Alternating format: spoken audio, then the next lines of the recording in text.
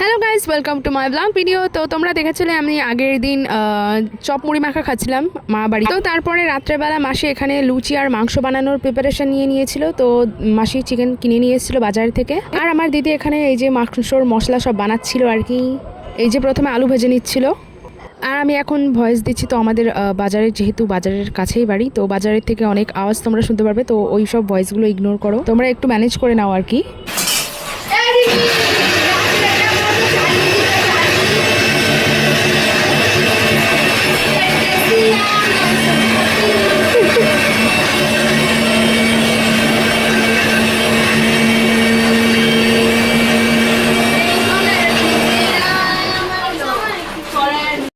আর এখানে আমার বোন ও ময়দা মাখছিল আর কি, তো ময়দা নিয়ে বসে পড়েছিল।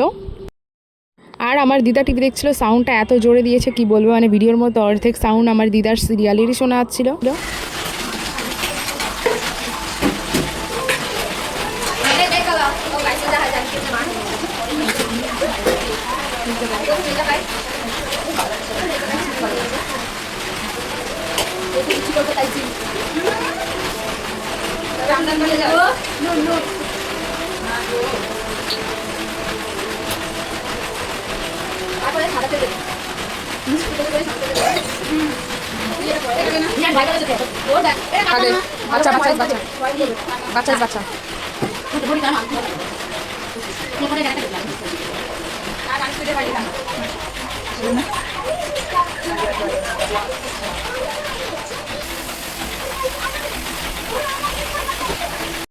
আর আমি আগে বলেছি আমার মা বাড়ির সামনে তাঁতঘর আছে, যেখানটা আর কি শাড়ি গামছা এসব বোনা হয়। তো ওই তাঁতঘরটা যেহেতু আমার মা বাড়ির পাশেই, তো ওইখান থেকে প্রচুর আওয়াজ, মানে সারা রাত ভোর দিন ভোর মানে চলতেই থাকে। তো আমরা গেলে তো অল টাইম ওই আওয়াজটা আরও কাছ থেকে শুনতে পাই, বুঝতেই পারছো। আর ভিডিওতেও তো শুনতেই পাচ্ছ প্রচুর আওয়াজ হচ্ছে। তো দিদি তারপরে মাংসের মশলাগুলো করে এখানে এই যে মাংসটা কষিয়ে নিচ্ছিল ভালোভাবে।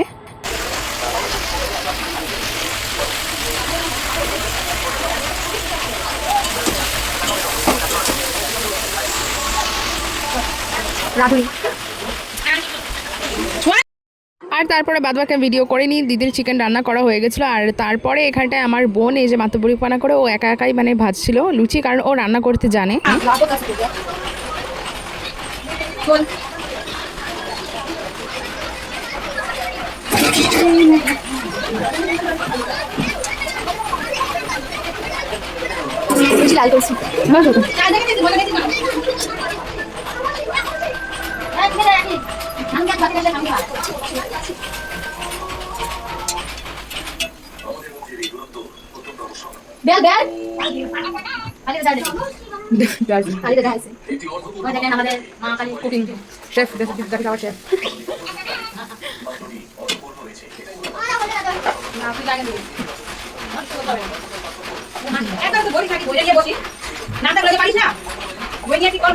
আর ভাজার আগে বেশ কয়েকটা বেলে নিয়েছিল, আর তারপরে ভাজার পরেও আবার এই যে বেশ কয়েকটা বেলে নেওয়া হচ্ছিল, এখানটায় দিদি বেলে দিচ্ছিল আর কি। আর অবশ্যই হ্যাঁ, আমি কোনো কাজ করিনি, কারণ আমি নিজের বাড়িতেই কাজটুকু করতে পারি। আর লোকজনের বাড়ি গিয়ে আমি ওখানটায় কী করবো কি না করবো ওটা আমি বুঝে উঠতে পারি না। তো তার জন্য আমি অন্য কারো বাড়ি গিয়ে মানে রান্না বান্না, বিশেষ করে রান্না বান্নার দিকে আমি যাই না। তো তারপরে দেখো লুচি মাংস হয়ে গিয়েছিলো, আর দিদি এখানে সবাইকে দিয়ে দিচ্ছিল। আর কি আর বলবো, ঘরের ভেতরে খেতে বসেছিলাম, আর ঘরের ভেতরে টিভিটার সাউন্ড এত দিয়েছে না, আমারই মাথাটা খারাপ হচ্ছে এখন ভিডিও দেখতে গিয়ে।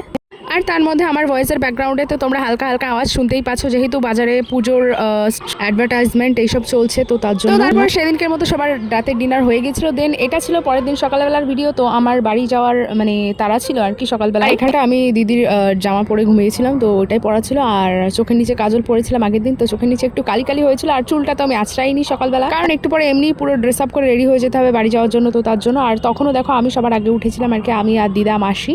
আর এখানে আর ওই বোন আগে উঠেছিল, কারণ বোন আমাদের সঙ্গে যাবে, বোন আর দিদা। আর আমার দিদির মেয়ে তখনও ঘুমাচ্ছিল পড়ে পড়ে আর কি।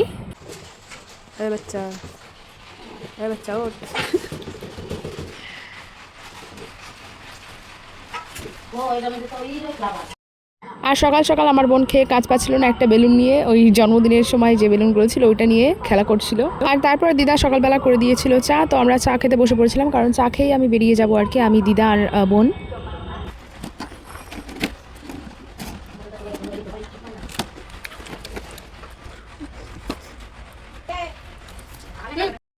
আর এখানে দিদি সকালবেলার জন্য ওদের জন্য রান্নাবান্না করছিল আর কি, সেটাই দেখাচ্ছিলাম।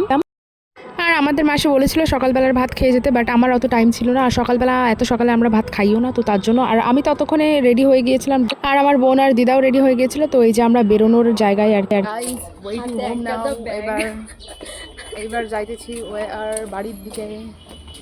আর ওই যে দিদা মানে এসেছিলাম একা, যাচ্ছি হচ্ছে দিদা আর বোনকে নিয়ে। আর সকাল সকাল আমি জুয়েলারি পরে নিয়েছি, because of my life my rules. তো তারপরে এখান থেকে প্রথমে ছোট ব্রিজ যাওয়া পর্যন্ত আমরা উঠে পড়েছিলাম টোটো।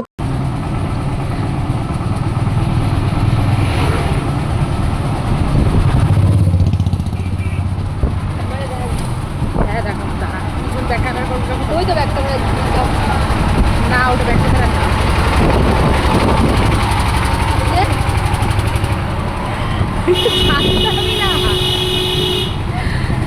ये हम लोग जा रहे हैं मामा बाड़ी को छोड़कर मेरी घर की तरफ।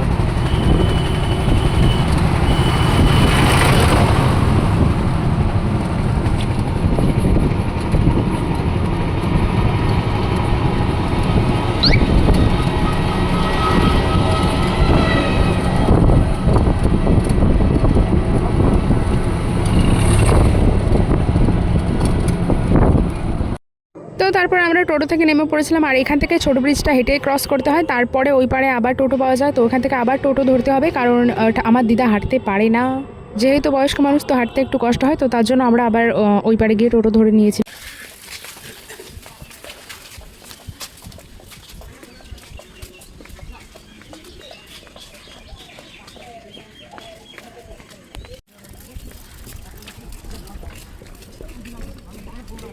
দেখো সকালবেলার চুনি নদী আর কি যে ভালো লাগছিল তখন বলার মতন না।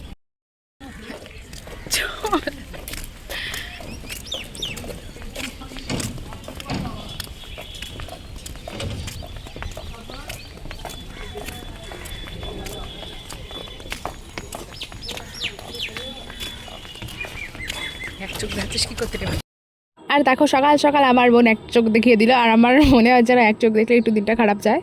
তো তারপরে এই যে আমরা ওভারব্রিজ ক্রস করার পর আমরা টোটো আবার ধরে নিয়ে টোটোতে উঠে গেলাম আবার।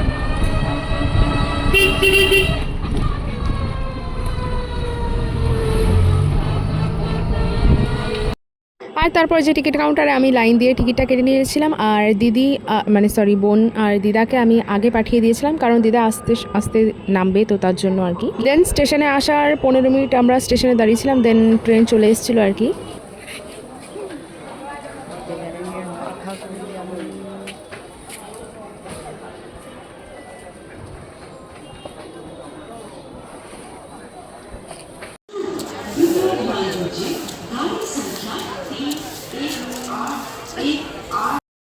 আর তারপরে ট্রেন আস্তে আস্তে আমরা একটু ফটোশ্যুট করে নিচ্ছিলাম আমি আর বোন মিলে। আর এইদিকে দেখো মেঘ করেছিল এই পাশটা একটু, তো আমাদের তো ভয়ও লাগছিল যে যদি বৃষ্টি নামে তো কী করে হবে বাড়ি যাওয়া। আর তারপরে ট্রেন চলে এসেছিলো, পরে দিদা ট্রেনে উঠে একটুখানি মানে বসে পড়েছিল, সবাই যেহেতু বসেছিল অনেকেই।